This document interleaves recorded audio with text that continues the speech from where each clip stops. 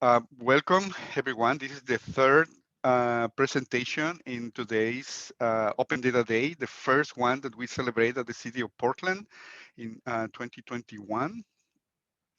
This presentation is about how we can use open data to kind of aiming for better public trust and get more public engagement as well. This is a little bit of an exploration of ideas and how we can actually use responsible technology and responsible best practices in a way that we start connecting with the people and how the different communities see each other, even though when sometimes we are actually approaching spaces where communities are already impacted. Sometimes there is complete mistrust to what the government is doing. Respecting that, respecting the history, recognizing the history is definitely an important component of building and healing that trust that we need to have in order to really have a good leverage of the all this emerging technology that we have around. My name is Hector Dominguez. I am the Open Data Coordinator, part of the Smart City PDX team. We are hosted at the Bureau of Planning and Sustainability. I've been working on issues around data, privacy, surveillance technologies for some time. Please visit our website, smartcitypdx.com, to find out more about this work. Today's presentation is going to be about open data and trust. And let me start basically with exploring what trust is about. You know, basic thing is that trust is really about building these positive relationships in which sometimes the relationships are seen as a zero-sum game. You know, when somebody is winning, the other party or parties need to lose, right? However, uh, that's really a false dichotomy. I mean, we really need to find relationships where we all win, or at least we are not impacted too bad to the others. You know, it's not about that exploiting what others do, but rather how we can collaborate better. You know, how we can stay in touch on issues that concern others definitely is part of this building these positive relationships. Balancing results that concerns others in general generate that cooperation, you know, and cooperation means a lot of communications, and sometimes that's challenging because we communicate differently. We literally sometimes we speak different languages. So like overcoming those barriers is really part of building those positive relationships. So how do we resolve conflicts? That when we, for instance, as some from the experience developing the surveillance policy and work, res- we don't necessarily have to agree in everything, you know. However, sometimes there is conflicts in terms of how do we see and perceive each other's work, and and having ways in which we can actually resolve those conflicts, recognize the difference, is definitely part of building that trust. And then provide that honest feedback. You know, one thing that I recently learned was that we need to be soft on people and hard on institutions. You know, it's really about breaking out those structures that are like racist, white supremacist relationships, for instance, in and then we really can look for building that trust that we need, particularly for those who have been impacted. Another of these three elements of trust is the good judgment and provide a good expertise. You know, so people trust in you and in your work. You have a good way of and transparent way when you are making decisions. You know, You consider others' ideas and opinions as well, and you actively seek for those opinions. There is all this distributed knowledge and expertise, which is important for achieving better results, and can participate and respond quickly to problems. And then we need to be consistent. So it's not something that we just do it once, you know. This work that we are doing again on data, open data, surveillance, privacy, so far it's been taking 3 years already, and those relationships we constantly need to be communicated, need to be in connection, and it takes and it has a cost on that, but also it has a lot of benefits in terms of the results that we are hoping to have. So this idea of building role models, it can be something to discuss, definitely, but and it comes within the ethics framework that we are using. You know, sometimes some ethical frameworks are asking us to be to build that good role model, a good example. However, there are some other ethical frameworks where rather than having good role models, we have good practices and that everybody follows. You know, and then walk the talk. Yes. So what we say, we really need to do it. Honor commitments, keep promises, follow through those commitments, and then willing to go above and beyond the needs and to be done. That's and again from the experience around surveillance and privacy work, it's been an up the hill walk. It's definitely sometimes it takes longer than expected. However, we are getting there, and that's just about be consistent and keep going. And then at the end, for me, well, we can really focus on answering these three questions. You know, are people who we are trying to reach out and we are trying to connect, are they listening to what we are saying? Are they able? Because sometimes they are not able to listen because they are occupying something else or other priorities. There is that connection. Are people being heard? That means that we listening to them, basically, what they're saying to us.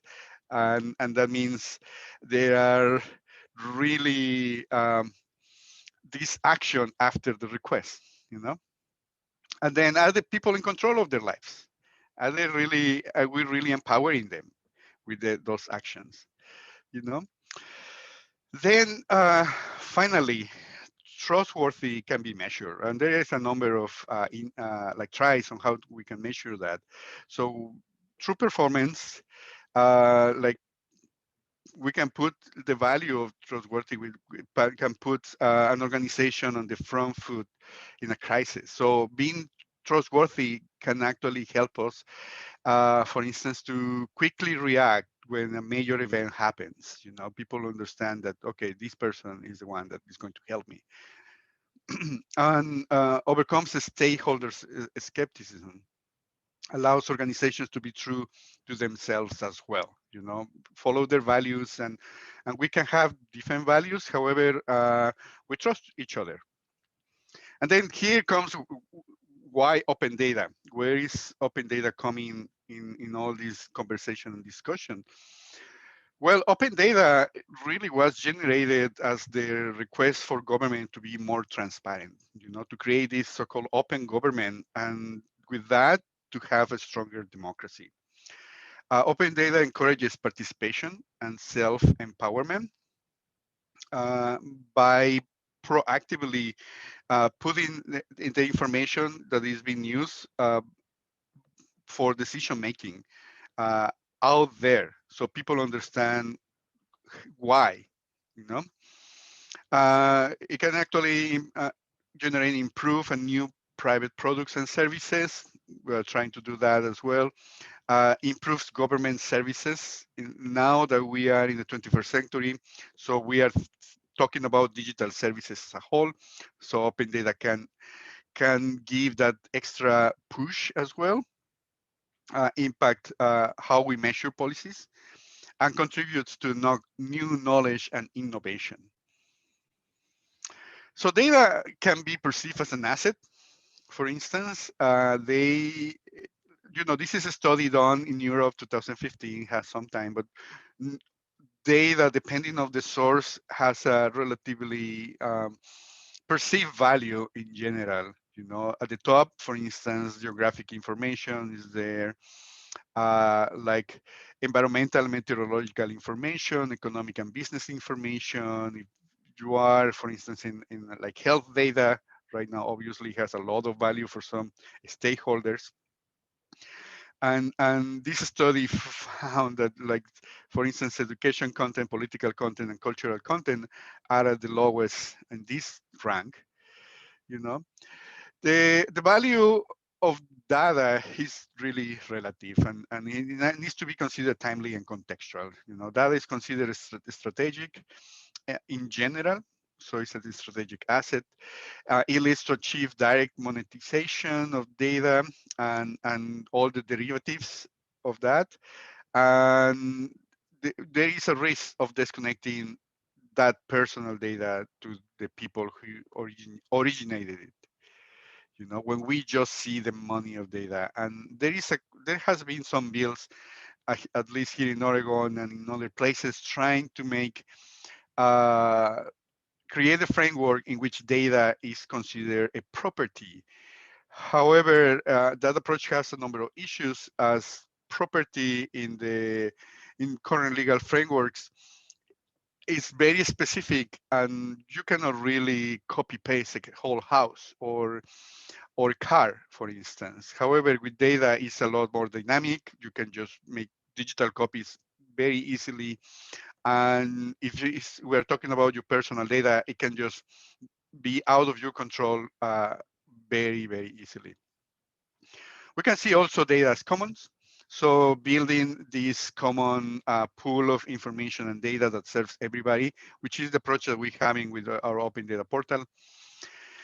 And in general, open data has these principles of being public, accessible, describe, so what is the data about with the metadata, reusable, needs to be complete, timely, and manage this after release. And for instance, this recommendation, open by preference, we are actually have it in Portland as open by default. And recently, there has been a lot of push for data that is linked. That means that it's connected to other data sets and brings a lot more value. And more recent data governance approaches look into linked data as well.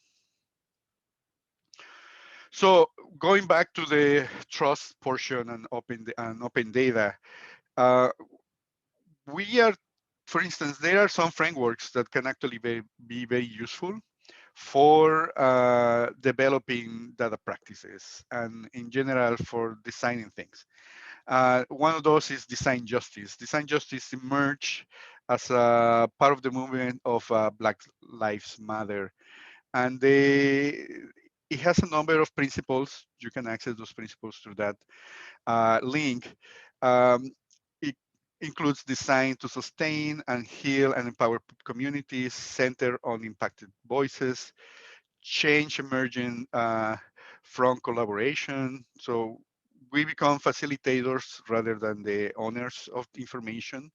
Value lived experience. Things have to be shared, community-led, and non-exploitative solutions, and learn from what is working. You know, this framework is very it's evolving, really evolving. However, it puts the perspective more from the community that are impacted by whatever we are designing. So we always need to think about uses of data in this. So in our case, we start with the city staff, what programs and how data is being used for decision making. The outside, the civil tech community, advocacy groups, community in general, but also media and companies. Particularly in media has a lot of the role on how data gets understood and sustained. Data can empower. These are just few examples on empowerment of data used by communities and groups here in Portland. For instance, Collie has this is a work done by Bird, I think, the Collie energy focus groups. So they collected their own information and they determined what they needed in terms of energy. The right to This is a project in North Portland about the right to return to for Black families who have been displaced in general, using data to justify what families actually have the right to be back to those neighborhoods. And this is a transportation study that happened 2, 3 years ago, also for communities, just to understand on east side of Portland, just to understand what are the needs of transportation there.